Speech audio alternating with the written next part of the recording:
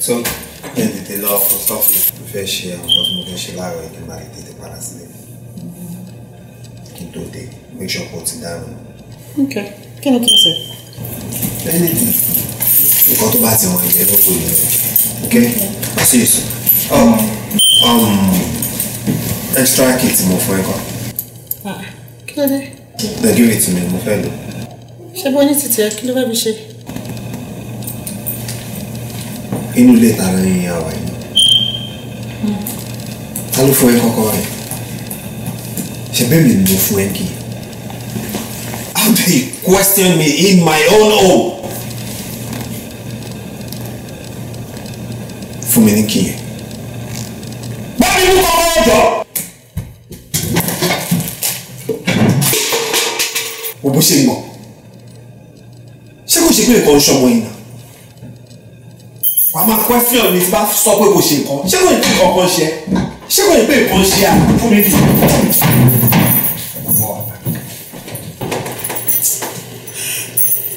Ọkùnrin tuntun tì mí mọ́lé. Ó tuntun tì mí mọ́lé. Bámidélé. Bámidélé.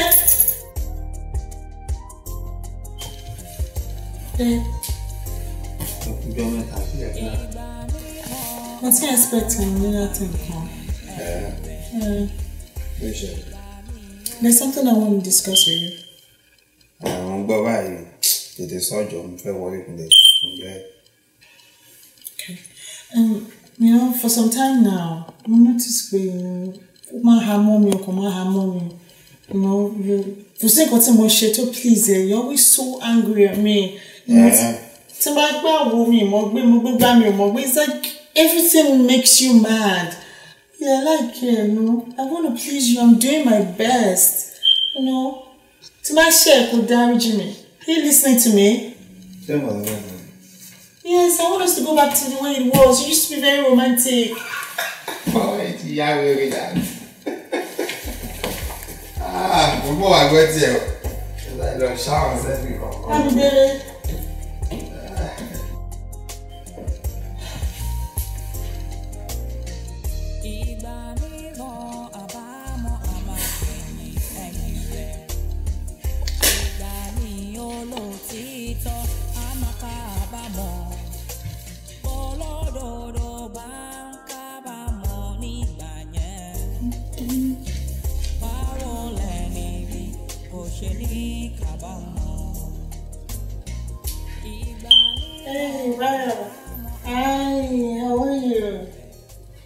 mo ti expect call látàárọ̀. Ẹ fà pẹ̀lú iṣẹ́ yẹn náà. Ọ̀wọ́ ilé ti sú mi. Ẹni sáà sí pé bí àmì ọ̀rọ̀ iṣẹ́. No. Bámidélé ni. Kò fẹ́ kí n ṣiṣẹ́. Doesn't want me to work at all. Oh, I'm so tired of sitting there at home. Well, I really appreciate it if I get here. Well, yeah, we should do. Thank you. Alright. Bye.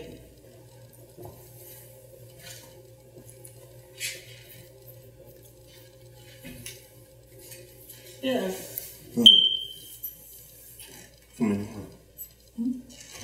Come for you. Talent don't pass all it. No, Bayo, my friend, really. Bayo don't pass all the phone to so pe die. Tí mo gbọ́ ẹ tó ń Bayo kan sọ̀rọ̀. Tó ń sọ fún pé die. My friend. Really? Friend. And again, òun sọ pé òun sọ̀rọ̀ ṣe. Kí ni mo sọ fún ẹ pa ṣe? Mi ò sọ fún ẹ pé as far as tó bá ti ń gbénu ilé tó ṣì ń gbénu ilé tèmi àti ẹ̀yin fẹ́ra wa ò ní ṣe iṣẹ́ kankan. Kí ni nǹkan tó ever béèrè lọ́wọ́ mi tí mi ò ṣe fún ẹ?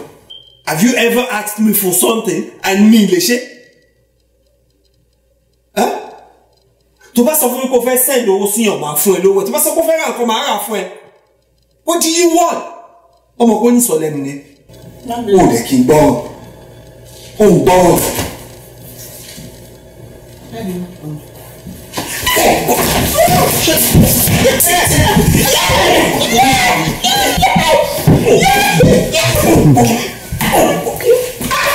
Mama fẹ́ sọ. Ó ń gbọ́.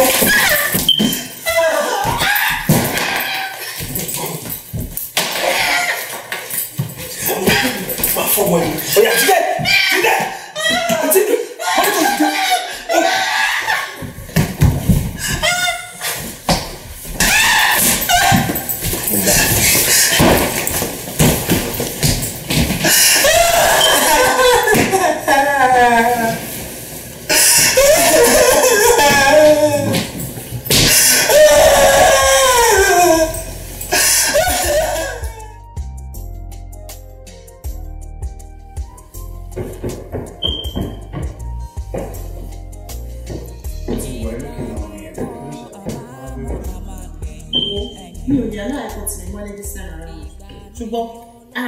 Everything ni mo ṣe láti tẹ́ lọ́rùn. Every time tí o bá jáde lọ, wá dé máa tì mí mọ́ nílé.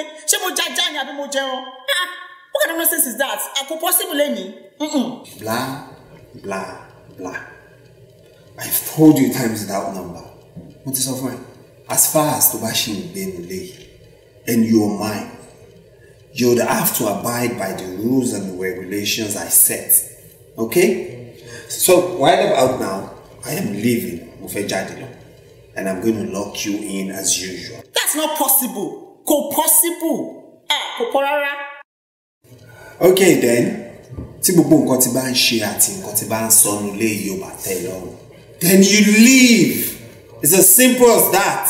What am I even saying? You can't leave. You know why? I love you. And you're mine forever. Love?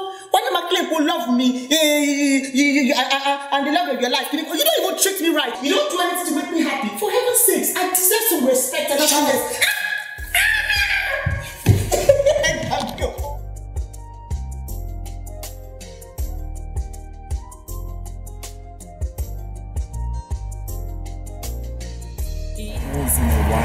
Come on, it's okay? It's a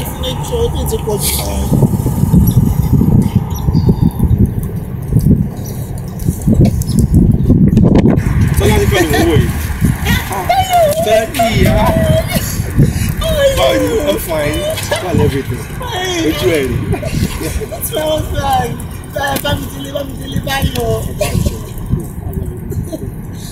Ìyá kújọ́ mẹ́ta. Ṣé o bá ní gbogbo nǹkan? Kí ló ń ṣẹlẹ̀ náà? Mo tún try láti get number ẹ̀. Number ẹ̀ ò lọ. Maybe network or something. Oh wow. Like ẹ̀gbọ́n ní kí n sọ fún ẹ pé iṣẹ́ yẹn ti click o. Are you serious? Yeah. Pípé kó try kó pe àwọn láti resume ṣùgbọ́n. Yeah.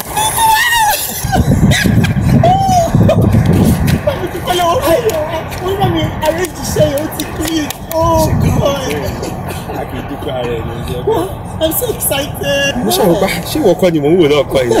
One on you could tell me. Okay. All right, Sha. You can feel like a man, Sha. Sure, son. Yeah. I'm to shake on. Let me clear what I want. Oh my God. What a nice guy. What a nice guy.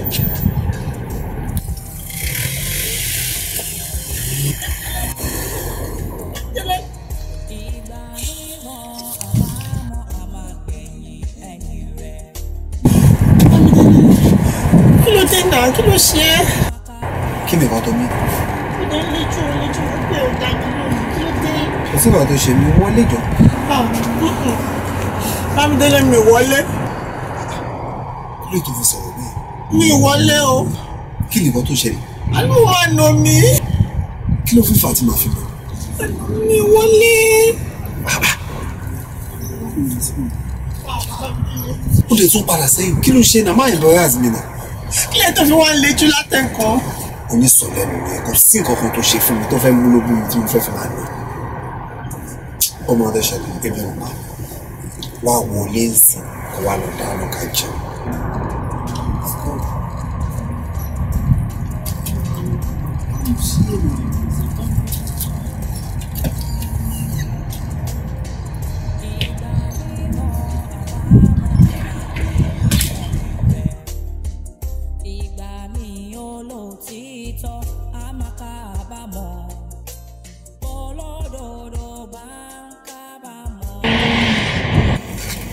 What's wrong with you?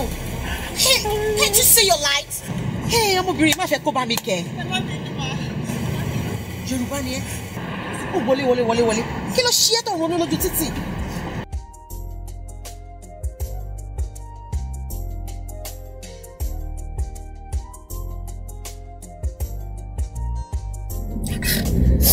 Nǹkan tí mo ń go through nìyẹn o, sister. Ó ti sú mi. And then maybe because I don't have anywhere to go, that's the reason why he's treating me this way. Ẹ̀yà, má sunkún mọ́. Ó ní láti máa ké. Ó ṣe àyà mi lẹ́nu pé iná ti dá ẹ dúró. Ó dẹ̀ fẹ́ cross city bẹ́ẹ̀ yẹn. Ká ní pé mi tètè break, nǹkan tá à ń sọ ìkọlà máa máa sọ. Ẹ má bínú ma, I mean láti ṣàkóbá fún yín. I'm so sorry. It's okay. I know you meant no harm, but tó bá fẹ́ ronú next time, you have to go to somewhere cool to meditate, okay? Gbogbo ọkùnrin ìkọ̀kọ̀ náà ni gbogbo wọn. Mo dẹ̀ ń gbìyànjú ara mi. I'm trying my best, but it never seems to appreciate me. And the worst part is me ò lè report it because òun ló mú mi wá sílùú yìí. I understand. Ó ní láti take everything easy. Yeah? Bele. Fún mi ní phone ẹ.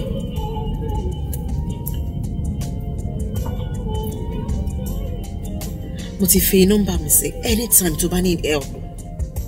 Pè mí, ṣó ti gbọ́? Bele.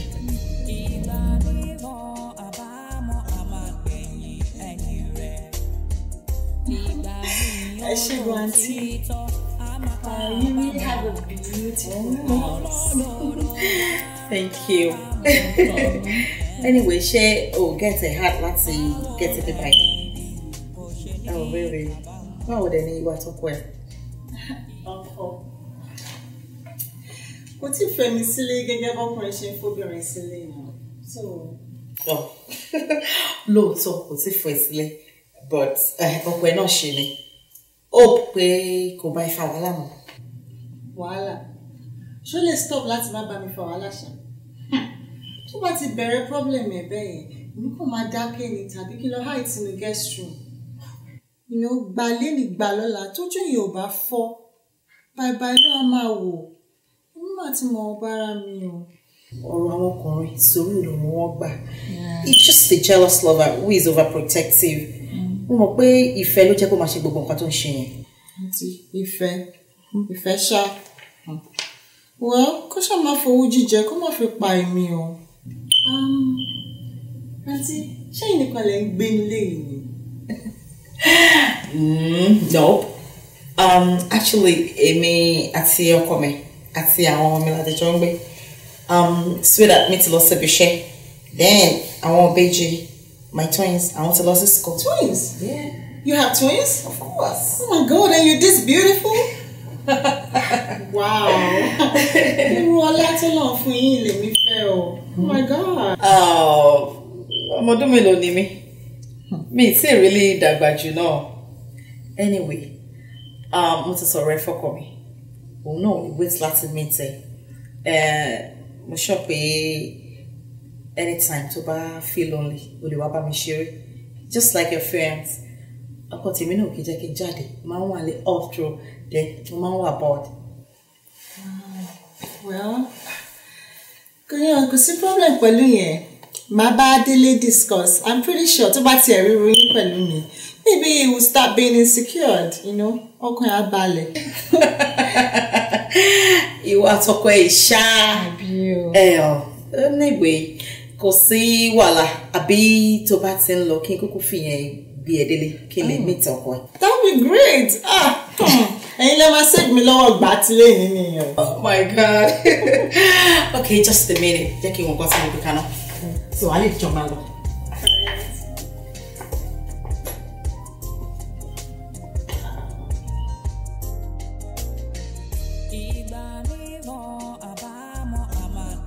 Gbọ́ gist ẹ̀ jàre lórí ọ̀rẹ́ yẹn kí ló ṣe tó wá jẹ́ fọwọ́ ẹ̀ tó lọ bọ́ sí nìyẹn.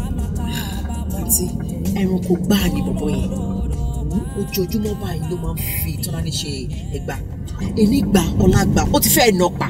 Ó nà kò dẹ̀ fi lọ́rùn lẹ̀ ṣé dandan ni kò fẹ́ ni ṣé òkè ṣé nígbà tó bá pa kó tó mọ̀ bóyá kóun lọ rìpọ́ọ̀tì fún ọlọ́pàá.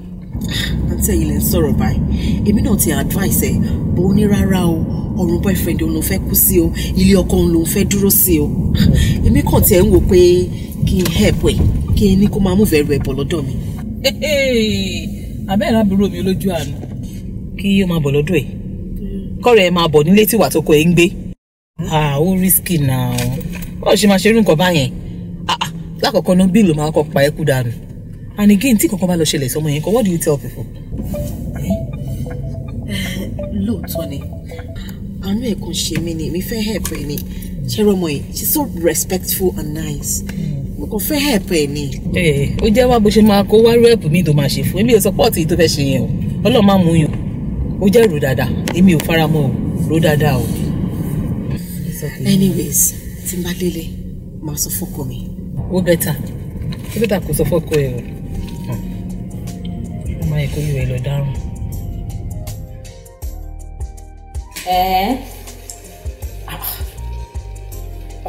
Èmi ò support pé kò gbàyàn sílé o mi ti ẹ̀ fọwọ́ sí rárá pé kò gbàyàn sílé ṣó mọ̀ pé ọ̀rọ̀ àwọn èèyàn wá le díẹ̀ ọ̀rọ̀ àwọn èèyàn wá le díẹ̀ and again tó bá gbàyàn sílé ní ṣó mọ̀ pé bí ilẹ̀ máa hàn àìsẹ̀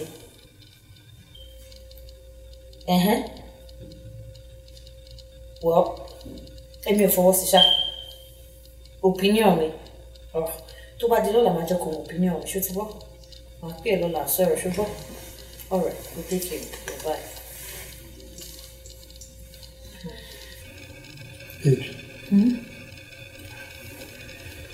má bínú pé mo yọnu sí tí ò yẹ kí n dá sí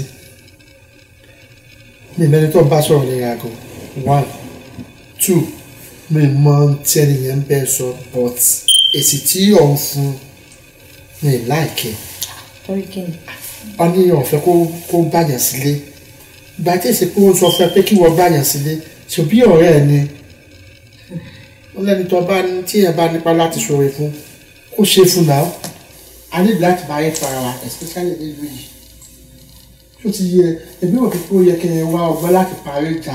wọn ò lè parí kankan parí kíni ìjà kí ló fẹ́ parí kọkùnrin wa kókò mú obìnrin kókò máa lù kó máa kì í lẹ́sẹ̀ kó máa lù kí ló dé bí àpò rẹ̀ sí ẹ wá ní kó parí ẹ̀ wọn ò tiẹ̀ lè parí ẹ̀ láìláì.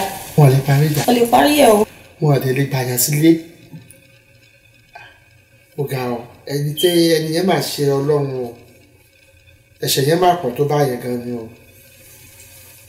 wọn lè gbàyàn sílé ẹ̀ẹ́dẹ̀ fẹ́ parí ìjà ọ̀gá. Èwo ti ẹni tí yín gan-an èwo ni tí yín bẹ́ẹ̀ kẹ́ kúkú pé kó máa kọ́ bọ̀ ń bí. Èmi ò máa rí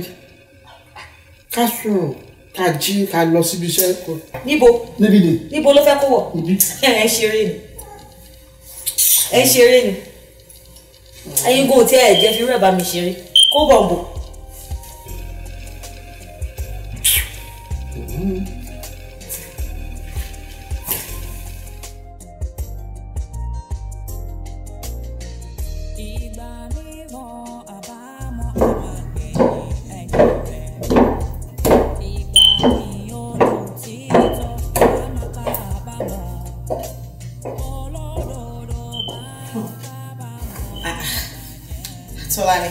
So ìwọ ló wà lẹ́nu lẹ́kùn tó ń kan lẹ́kùn. Mo ti sọ fún ẹ times with that number. Ipe anytime tó bá ń bọ̀ nílé mi, ó ní láti fi free. Ilé ni ilé ẹ̀ náà, ó ní láti máa kọ̀ lẹ́kùn tó bá ń bọ̀ mi bá. Okay o. Anyways, àwọn ọ̀rẹ́ mi ti ń dúró dè mí ní venue. So jẹ́ kí n kọ́ ọ̀dọ́ powder mi tẹ́ ẹ máa lọ. Ìwọ àti makeup ṣá. Anyway, mo trust you. Mi lọ́rẹ̀ òṣì. Ṣáàṣe kí akálẹ̀ ti máa lọ. Mi ò ní pẹ́ níbẹ̀ yìí náà náà. Relax, Joe. Olórí Mr. Dele the boxer. Let's go.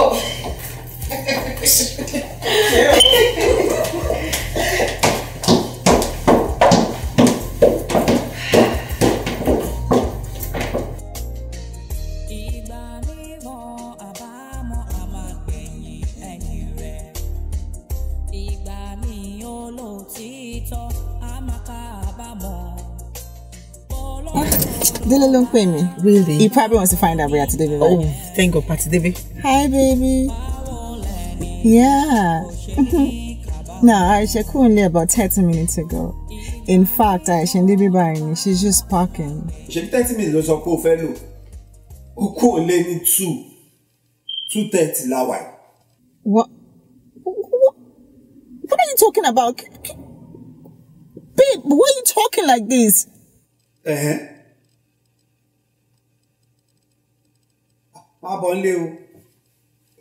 Your time is up. Babe, that is not. I can't. It's not possible. You only school proper now. How can you tell me to tell her to turn back?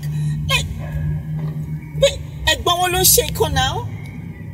But you gave me permission. Why are you treating me this way? Why? What? No, wait. Wait for me. Take him back, sorrow. Wait for me. Hello, Dele. Funke ló ń sọ̀rọ̀.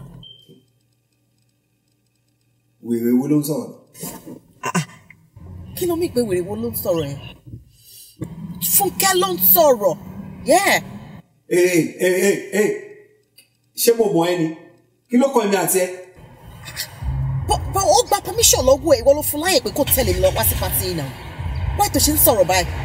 Ẹ jọ kí ni business mi nínú nǹkan tó ń ṣẹlẹ̀? Ó realize pé èmi Funke ló bá sọ̀rọ̀. Tó sọ wípé kí ni business èmi àti ìyàwó ẹ̀. Nígbà tẹ́yìn ò wà responsible. Lẹ́ni tó ń pè yín lé lẹ́ni tó ń jí yín lóògùn tó ń bá yín sọ̀rọ̀ gidi. Ẹ wá fẹ́ sọ di dàbí ṣe dàbí. See, woman, kò sí ìdókun ẹ̀gbẹ́. Ó ti cut fún ẹ. Hey, I'm in trouble. I'm checking the man lucky. I'm not back. Oh God. My God. I mean, bọ̀bọ̀ yìí ti ya wèrè mi. But ibo ló ti parí bọ̀bọ̀ yìí. Anyways, èmi àti ẹni jọ̀ọ́ máa délé yẹn. Gbogbo wèrè tó wà lórí ẹ̀ yẹn, èyí ni máa bá gbọ̀n dànù. Why tó ṣe ń treat ẹ báyẹn? Damn.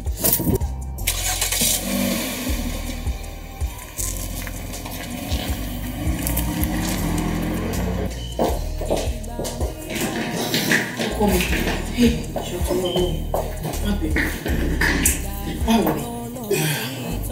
Má bínú, mo tẹ̀lé Tọ́lání lọ sílé ẹ̀ ni.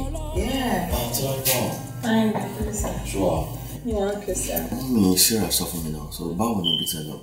O lè believe olórí burúkú ni bàbá délé yẹn. Tó bá rí nǹkan tó sọ, kò sí nǹkan tí ò fi mí wé tán. Ó lóun máa lọ Tọ́lání tẹ́mi bá fi lè kúrò nílé yẹn. Ìyẹn ni mo ṣe rò pé kí n má fìyà jẹ ọmọ ọlọ́mọ. Mo ṣe ní kó pàk gbogbo ẹrù ẹ̀ kó máa tẹ̀lé mi bọ̀ nìyẹn. Baby, jọ̀ọ́ má bínú pé mi ṣe consent ẹ̀ kó tó lè pé mo ní kó máa bọ̀ bí. Kí ló ń sọ yín náà? Ó yẹ kó mọ̀ pé any decision tó bá take, èmi náà ni mo take ẹ̀. Wo bí èmi kan ti fẹ́ sọ pé kọ́mọ ìmọ̀ àpọ̀ bí báyìí. But I don't want to be too forward.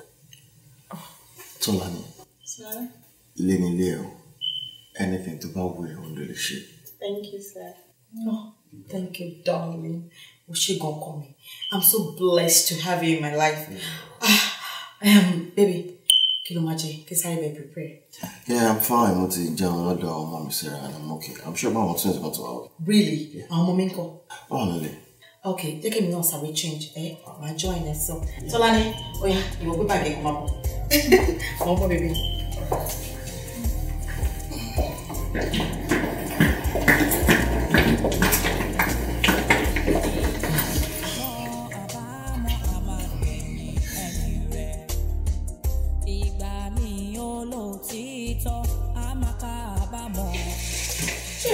Serious. More funny. Clearly to be serious. Hey, Uncle Jay. My favorite. How are you? I'm okay. Sure, okay.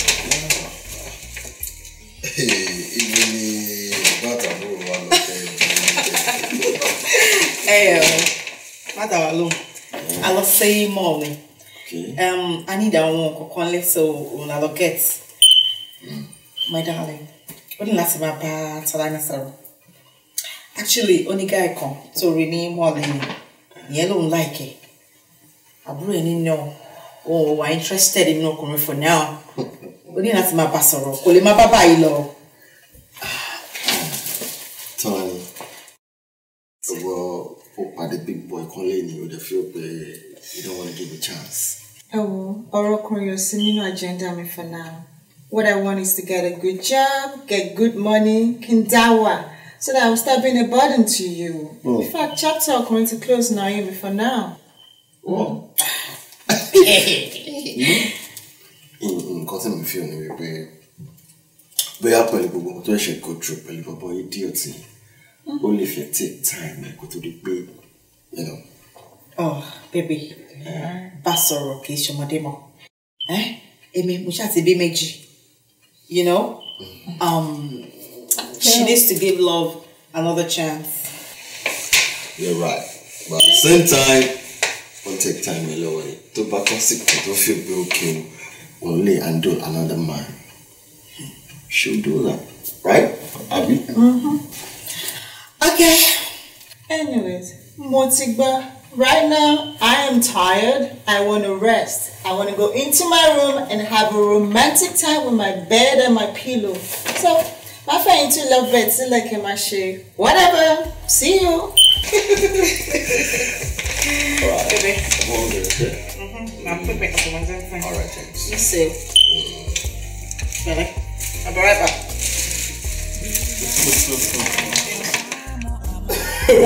Funny, but she double go back.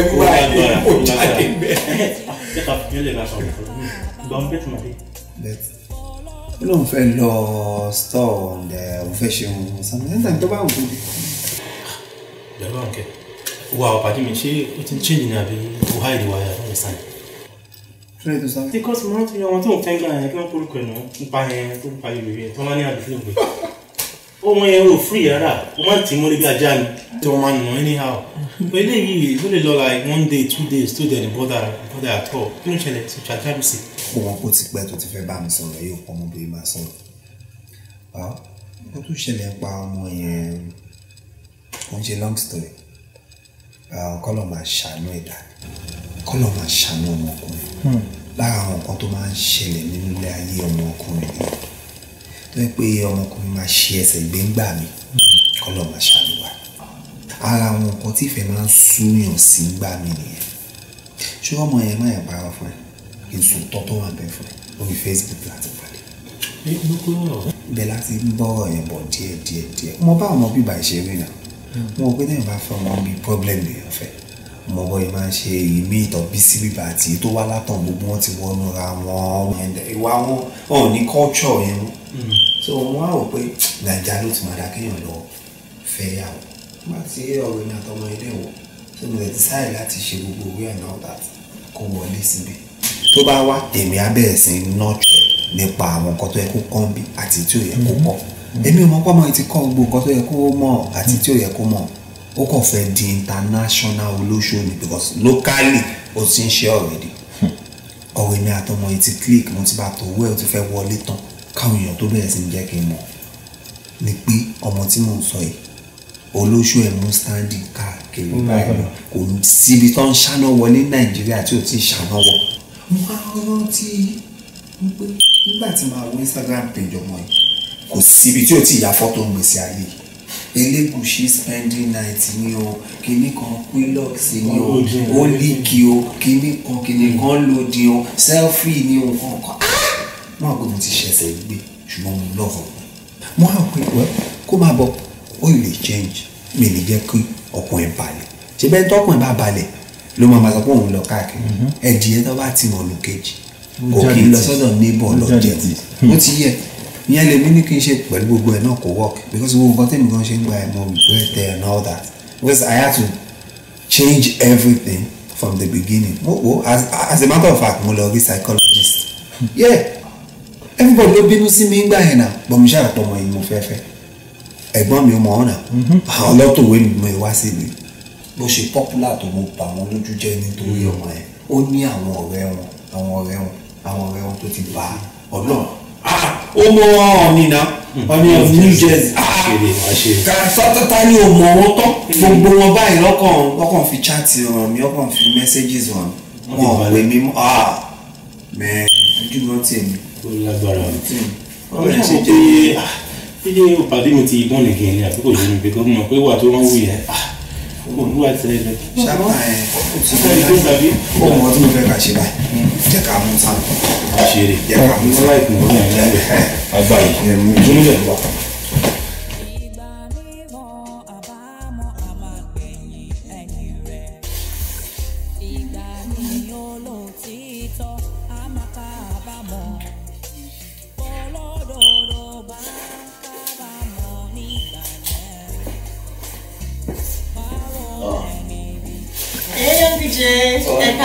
How are you? Fine.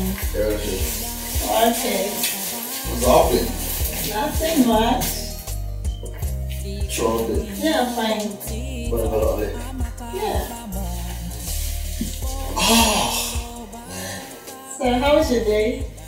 Bad though. I was chicken in bed. Yeah. That's good.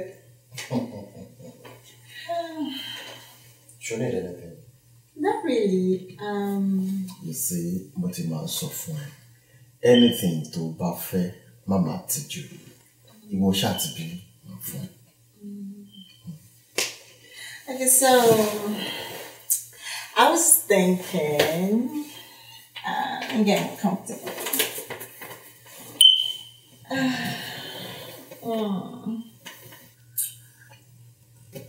You know I love you. No, Mufuju saw, Mufara saw. You know, what else you want me to do? Why are you acting like a baby? Tolani. Yeah. Oh, my people don't share. And continue what the Bible won't share. Ìyàwó mi, bí àbúrò, bí ọ̀rẹ́ lẹ́yìn méjèèjì jẹ́. Ó dẹ̀ ní wà òkè kó rí tó ń ṣe. Well, thank God tó sọ wípé bí àbúrò kì í ṣe àbúrò. Okay? I am not your wife's sister. Okay? So mi ò rí any reason why we can't share. I mean, there's love in sharing. Hello? Yeah, mo ti délé. Anyway, tí máa ṣe come out here. All right then. Ó ti dé ni. Yeah.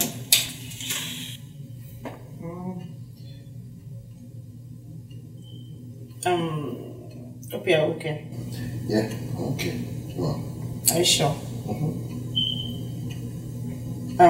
Ṣé ló ṣe tó lágbọ́n ìmọ̀ òtútù? Well, you don't want to die. You don't buy? Yeah, I'm hungry. Anyway, checking whether the king will drop back by together. Alright, baby, let's go.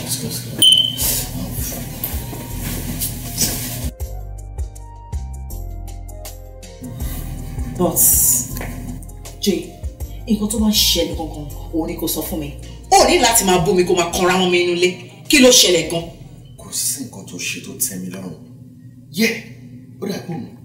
Kò sí anything tó ṣe tó tẹ́ mi lọ́rùn. Ìwọ lélẹ́yìí, you're not good on bed.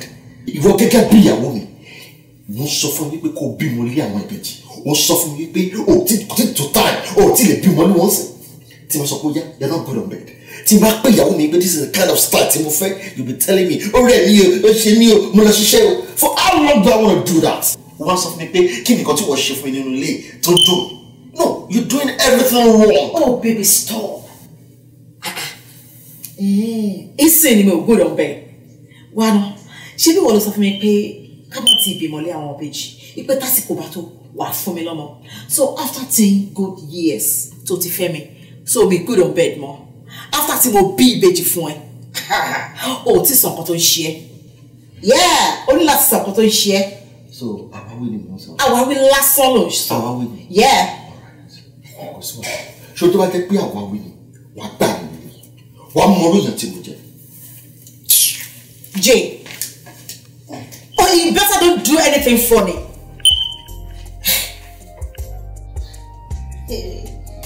Well, like pictures how ladies man upload on Instagram. I'm watching on that page, you know. Pictures and very bon. Wow. Baby, my baby. You try it.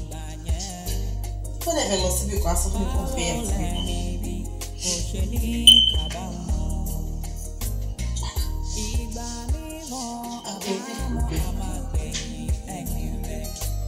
It's probably driving. Who know that the marine command?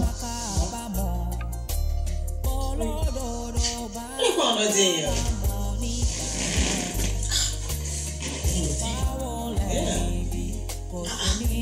Baby. Ṣọ́bìnrin wọ̀ yìí. No, tó bá ń pe ìyàwó pé kí ìyàwó gidi kó jáde síta, ìwọ náà wá believe pé ìyàwó gidi ni ẹ́. Kọ́kọ́ ẹ lọ látàárọ̀, kó tiẹ̀ má kí ẹ̀ rárá kó má mọ ibi tó wà kó má mọ wẹ́rẹ́ àbàtẹ̀. Ó dẹ̀ jókòó, ó ń jẹun, ó ń mú nínú ilé. Ẹ̀gbọ́n Jay, kí ló ṣẹlẹ̀? Ẹ̀yin ọ̀rẹ́ lèmi àti Tọ́lá ní sọ́nbì báyìí láti ẹ̀kan náà. Mo dẹ̀ sí pé fóònù ẹ̀ ò gbé. Kí ló dé, kí ló fariwo? And then, èwo ni àìtètè mólè tó lè mú lóko. How dare you? Èmi ló fẹ́ máa pòwe mọ́. Èmi ló ń pòwe àìtètè mólè ò lè mú lóko. Oh, ta ló lè, ta ló lóko, ta ló lóko, ta ló lè. Are you crazy or something? Okay. What kind of rubbish is that? Uncle Jay, take it easy, please. Take it easy. No. Take it easy. Jay. Ṣé mi ló gbé ọwọ́ sókè tó fẹ́ gbà? Okay.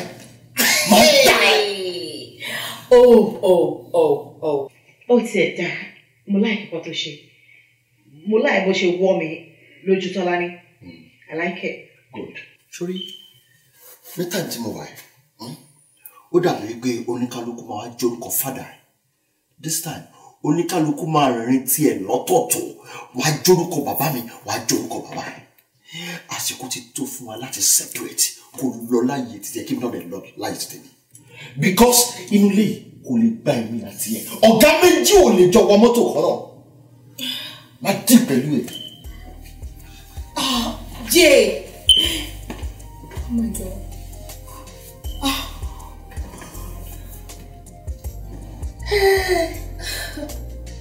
Don't cry, I'm okay now. But kí ni mo ṣe fún? Kí ni mo ṣe fún sí? Can't believe this. My darling, you know, he's probably stressed out at work or something. But I'm just on you. I don't even know why he's even that. You know what? I just can let him lick the bounce, alright? You know? Because someone can just look up all he sees you, you know, how they share them. You know? I'll just go talk to him. Give me like 10 minutes, okay? I'll be right back. Alright? Don't cry. I'll be right back. Alright?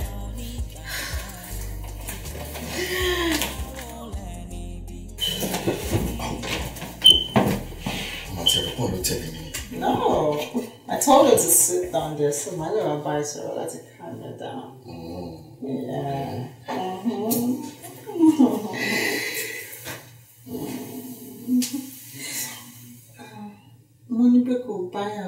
I didn't tell you to hit her. Why were you trying to hit her? Kò lè pọ́lọ́pàá sí mi. Ó lò fún ìbàjẹ́. Ṣé o like acting? Oh my God. My life was just dying more than But next time, don't try to hit her. Honestly, I didn't like it. And excuse to loyalty lame you. You know, find something more genuine or like what you said was I was just like, yeah. That excuse was maybe to party the job, yeah, that's it.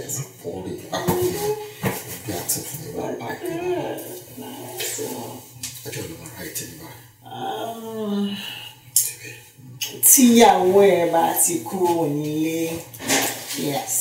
When she leaves the house, then but as long as she's here, no go. To my fair crow little, I do my crow. But I'm at a crow. Then you're gonna have me all to yourself. Really?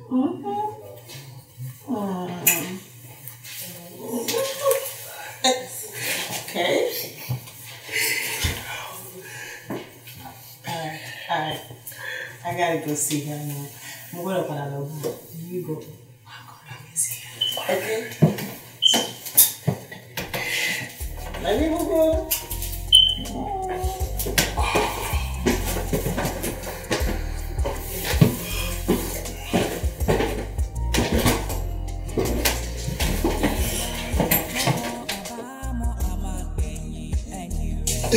Ṣé mo rí pé tó ṣe wà yìí ó yàtọ̀ sí gbogbo àwọn tí mo ti rí láyé mi, especially tó pèrè níyàwó mi ni eré tí mo máa ń bá mi ṣe ó yàtọ̀ sí eré tí mo máa ń bá mi ṣe. Tó bá jẹ́ wípé mo lọ kọ́ ọ̀kàrà mi ni màmá ṣépè fún mi everyday ni mi. Well, Ọlọ́run ló help me títí jára ìgbàlówó ẹ̀. You know, I was just thinking ọkùnrin tó dùn tó báyìí kò gbọ́dọ̀ máa mọ àdùn ayé náà. Ṣé wàá mọ̀ pé ìwọ gangan ló yẹ kó máa pè ní àdùn ayé? Absolutely. God will bless you for me, baby. Ọjọ́ wo ló tiẹ̀ ti rí fún kẹ́gbẹ́ láwọn ọmọ ẹ̀? Ọjọ́ wo ló ti rí last? What kind of silly question is that? What's my business? Well, tí bá wọ́n kọrin lọ, that's the business, man. Àwọn ìjálàjẹ́ ló máa rìn lọ. Ó máa rìn lọ tẹbítẹbí ni. Yes! Àwọn ìran ẹ̀ títí dé ìran kẹwàá wọ́n máa rìn lọ ni. So gbogbo òṣìṣẹ́ yìí méjèèjì ń ṣeré pẹ̀lú gbogbo nǹkan tí mo ṣe fún wọn. Ayé máa nìka o.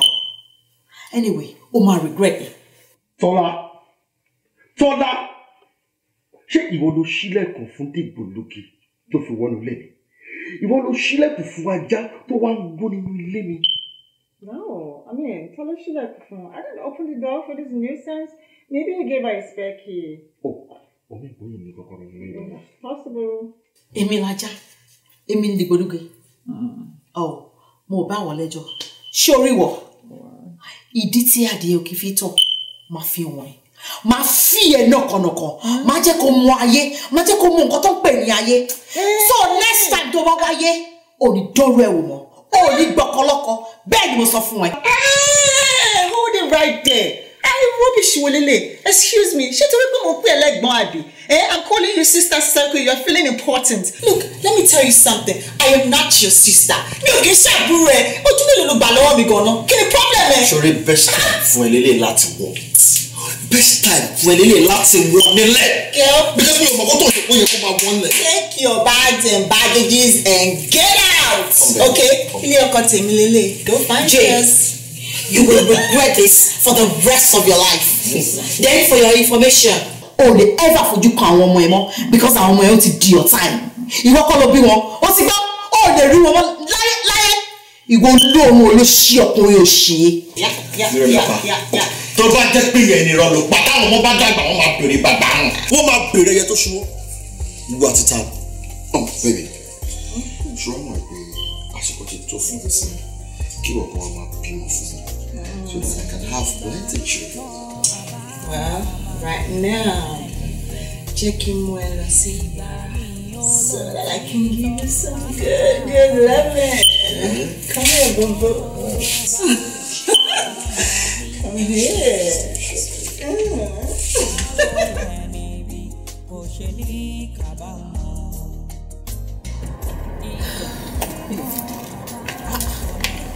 Ó yà mí lẹ́nu. Wọ́n bá lọ́mọ ilé ṣe bẹ́ẹ̀ màmá báyọ̀ jiyàn. Bí mo ṣe rí nìyẹn o. Ó yẹ mí náà lẹ́nu. Lájẹ́ mi lè ṣerú orí bẹ́ẹ̀ yẹn mọ́. Tọ́tà mi bá fẹ́ ṣe gan, máa ní kó má ṣe. Anyway, mo ti gbọ́ gbogbo advice tẹ̀sán fún mi nù. Mo ti bẹ̀ sọ tó jù ní ọ̀rọ̀ lókè o. Ṣe sùúrù kó dẹ̀ fi gbogbo ẹ̀dá mi. Ohun tó rí lọ́bẹ̀ tó fi wá ro ọwọ́ wá ṣàlàyé fún mi. Bẹ́ẹ̀ pé èèyàn ń ṣerú ẹ̀ kò gùn jẹ láyé, á sọ fún mi. Torí tí màá fojú ẹ̀ kàn, ìwọ kan máa gbélé gbọ́. Ṣé bó lòun burú ni? Èmi àwọn kúndìyàn bá ṣe èèyàn lóore ìwé lọ́ba fi ń ṣù. Bẹ́ẹ̀ bẹ́ẹ̀ ṣe lẹ́bi tiwọn nìyẹn, màá sọ pé kò jẹ́ kó rí bẹ́ẹ̀ fún. Kò dẹ̀ máa wò wọ́ ló fà. Torí ká nígbà tí mo sọ fún ẹ pé àmá gbà ó má ṣe má mọ̀ ò ká nígbà yẹn ló gbọ́ sí mi lẹ́nu ni. Irú eléyìí ò ní ṣẹlẹ̀. Àmọ́ ṣábó ṣe wọn lọ́ọ̀ ló ń ṣọlá. Bọ́lá yẹn sọ pé ọmọ ọ̀rọ̀ yìí máa rí náà lè kúlẹ̀ pẹ̀lú ọkọ ẹ̀. Ṣé ti gbọ́? So painful. Like mi ìmọ̀ pọ́kọ mi lè fi mí lẹ́gbẹ̀ẹ́. Má wò rí Ọlọ́run bá kó sí bàbá yìí náà. Ó ti gbọ́. Kò burú jà sí ẹ náà lójú ọkọ.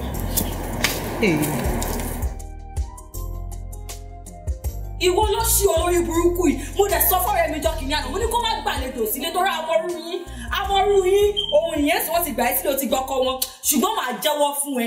Nǹkan tí obìnrin fi ń jẹ́ obìnrin màá jẹ́wọ́ fún ẹ. Màá jẹ́wọ́ fún ẹ bó ṣe máa rìn lọ. Ìwọ ló ṣí olórí burúkú ìwọ. Èyí tó ṣe ó bá wò pé o lè mú jẹ́ ó lè mú jẹ́ o. Ó lè mú jẹ́. Màá wá jẹ́wọ́ fún ẹ pé tọ́lọ́rọ̀ bá dákẹ́ mi ò wà ní dákẹ́. Yóò ló ṣí olórí burúkú èèyàn ìwọ. Ìfọ̀ bó ṣe lọ ẹ̀ mọ́tò máa gbẹ́ ẹ̀dánù ní ìwọ wèrè ọmọ yìí. Olóṣì olórí burúkú.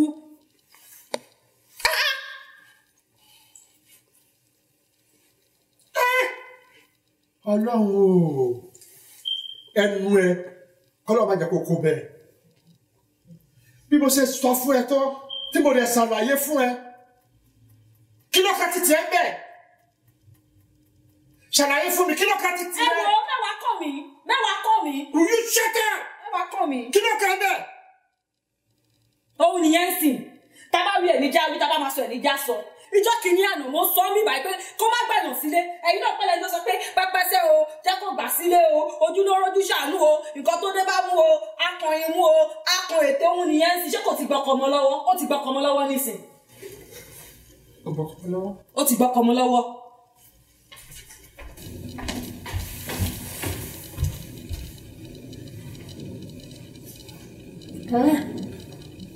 Obìnrin sọ̀rọ̀ àdúgbò lórí ọkọ.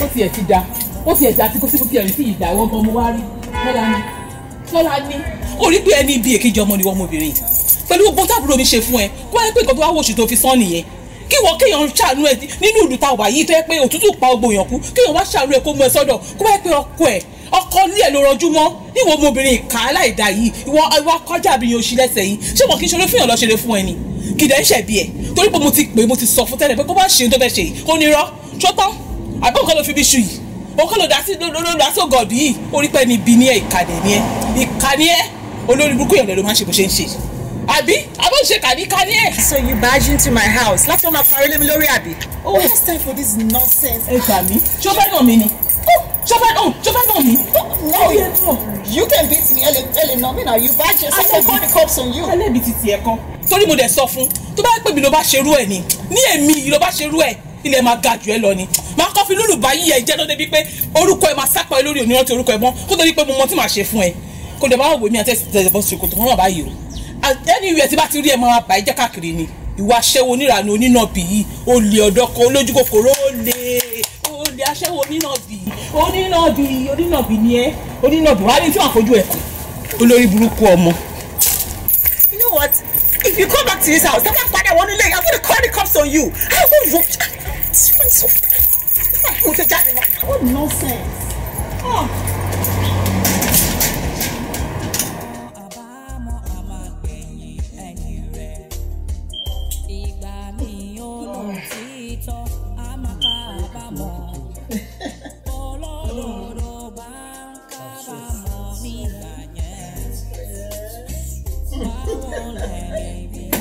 Mo dáràn! Ìwọ mọ̀ sí! Who is disturbing you? Mo dáràn! Ìwọ mọ̀ sí! Yóò tuntun débi bàbá ọmọ lórí burúkú yìí! Mo dáràn! Bẹ́ẹ̀ni ẹjọ́ ẹsẹ̀ jàre. Ó dẹ̀ ń ká bàkàbàkà bí ẹgbẹ́ ẹyẹ ìbákà. Ó gbé òye mi làbọ̀ síwín. Look, ó ń pè mí lórí fóònù threatening mi. Èmi Tọ́lání baby. What rubbish! What rubbish! Ó kàn wá sí nígbà láti wá fi àjùlọ hàn ẹ̀yìn. Ṣùgbọ́n tó bá wù mí, màá gbà á. Màá dẹ̀ clean out. Do you understand? Ní ìranu. Wọ́n kàn ti máa ṣe fún ọmọbìnrin. Nǹkan ti máa ṣe fún ẹ. Nǹkan ti máa ṣe fún ẹ. Wàá gbà. Onírànú òṣì aṣẹ́wó. Aṣẹ́wó òṣì. Aṣẹ́wó burúkú ìwọ. Baby, let's get in my bag. Clean the other place. Let me bother that. Push it down. Push it down. I will call you, right? Okay. Báyọ̀ ló jẹ́. Wọ́n máa gbà wọ́n ti máa ṣe fún ẹ. Wọ́n gbà. Àbọ̀ òkìrí ni àgbẹ̀yà. Ìṣòro rẹ̀. Àgbàyà ni ẹ́. Àgbà òkìrí. Ìjọba ni mo fi jẹ́.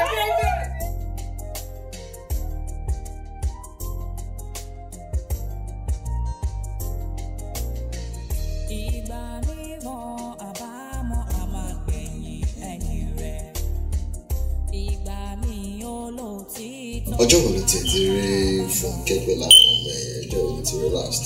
What kind of silly question is that? What's my business? Well, tí bá wù wọ́n kọ́rin lọ, that's their business, man. Àwọn ìjà alájẹ ló máa rìn lọ. Ó máa rìn lọ tẹbítẹbí ni. Yes! Àwọn ìran ẹ̀ títí dé ìran kẹwàá wọ́n máa rìn lọ ni. So gbogbo òṣìṣẹ́ yìí méjèèjì ń ṣeré pẹ̀lú gbogbo nǹkan tí mo ṣe fún wọn. Ayé máa nìkà o. Anyway, ó máa regret it. Tọ́lá ṣé ìwọ ló ṣílẹ̀kùn fún dìgbòlugi tó fi wọnú ilé mi? Ìwọ ló ṣílẹ̀kùn fún ajá tó wá ń gbó nínú ilé mi? No, I mean, Tola should have.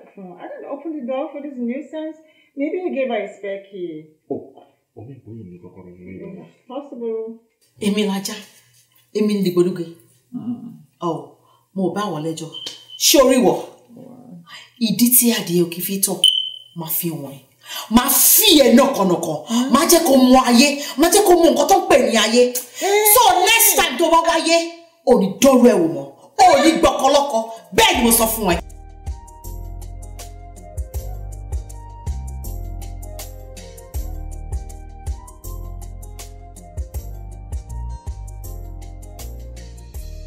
Ìwọ ló ṣí olórí burúkú yìí. Mo dẹ̀ sọ fọ́rẹ́ mi jọ kìíní àná. Mo ní kó má gbàlejò sílé tó rá amọ́rú yín. Ohun ìyẹn sì wọ́n ti gbà ẹ́ sílé o ti gbọ́kọ wọn. Ṣùgbọ́n màá jẹ́wọ́ fún ẹ. Nǹkan tí obìnrin fi ń jẹ́ obìnrin, màá jẹ́wọ́ fún ẹ. Màá jẹ́wọ́ fún ẹ bó ṣe máa rìn lọ. Owó ló ṣí olórí burúkú ìwọ. Èyí tó ṣe ó bá wò pé o lè mú jẹ́, ó lè mú jẹ́ o. Ó lè mú jẹ́. Màá wá jẹ́wọ́ fún ẹ pé tọ́lọ́rọ̀ bá dákẹ́ mi ò wà ní dákẹ́. Yóò ló ṣí olórí burúkú èèyàn ìwọ. Ìfọ̀ bó ṣe lọ ẹ̀ mọ́tò máa gbẹ́ ẹ̀dánù ni.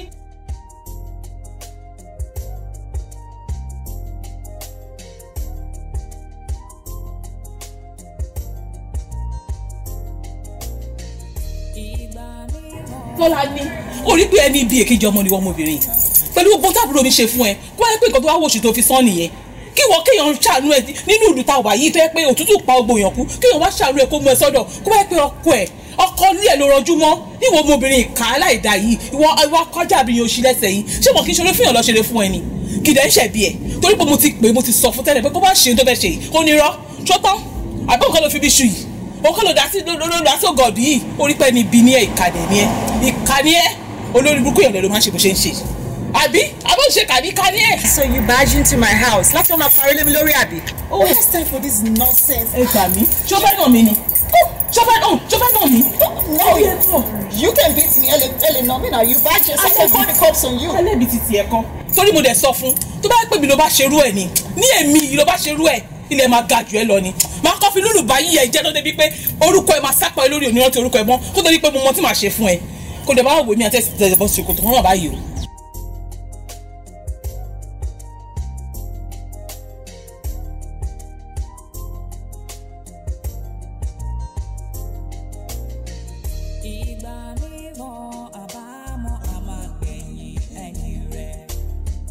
Ìgbà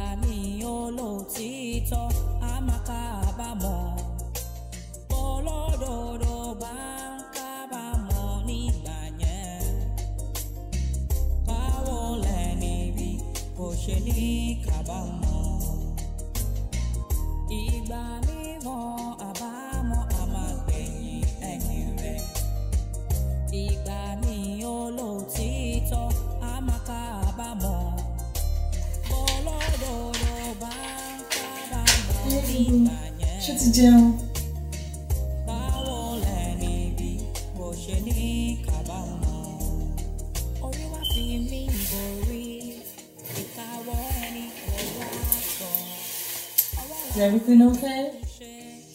I'm sure pé oúnjẹ tó gbé sórí table yẹn feel pé kí n ti jẹ àbí.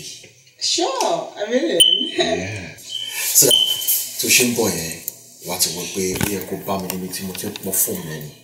What? Ọmọ pọ̀ ẹ̀jẹ̀ lẹ́nu. What are you talking about? Kí ló sọ? Like, I mean. How dare you? Okay. Ìwọ fi ògùn sínú oúnjẹ fún mi. Ìwọ kọ̀ rò yìí pé èmi kàn gbé nínú ilé yìí. Kámẹ́rà wà everywhere nínú ilé yìí. Kò sí nǹkan tó ṣe nínú ilé pátápátá tí kámẹ́rà ò rí.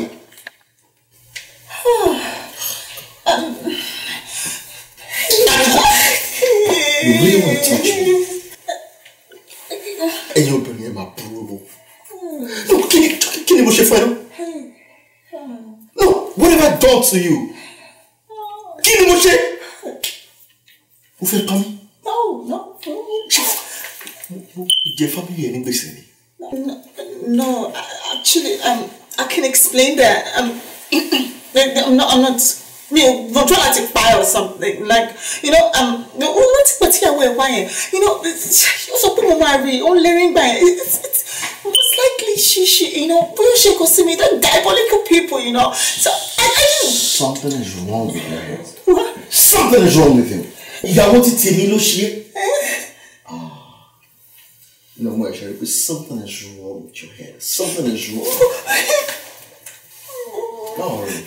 Inú bíbá ìlàjọ máa wà tó lọ́pàá. Gbogbo everything tó pátá àwọn ọlọ́pàá ti wọ̀. What? And àwọn ọlọ́pàá wọn ti wọ̀ ní ìyàwó. Ẹ̀wọ̀n ló máa kú sí. Oh my God. Ìwọ fẹ́ pa èmi. Ìwọ fẹ́ pa mí. I won't touch you. Ìwọ ló máa lọ sẹ́wọ̀n. Ó máa lọ sí ẹ̀wọ̀n yẹn. Please. I'm sorry. I didn't mean it. Mama, the Jojo. Shining me. This out shining me, Joy. Call the cops, you call the police. Yeah, I don't want to go to jail. Don't you understand me? No. Yeah, Daryl.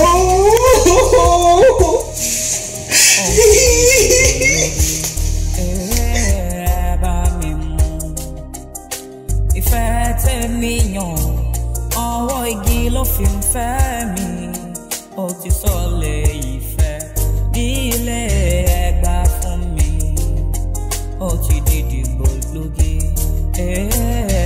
bá mi mú ìfẹ́ tèmi yàn ọwọ́ igi ló fi ń fẹ́ mi ó ti sọlẹ̀ ìfẹ́ ní ilé ẹgbà fún mi ìfẹ́ ò ṣe pín sí méjì ìfẹ́ nífẹ̀ẹ́ ń jẹ́ ìkórìíra olórúkọ tọ̀ ìkórìíra ló ń jẹ́ a ò lè ṣe bẹ́ẹ̀ ni wípé afẹ́fẹ́ níta ò fẹ́ ọjọ́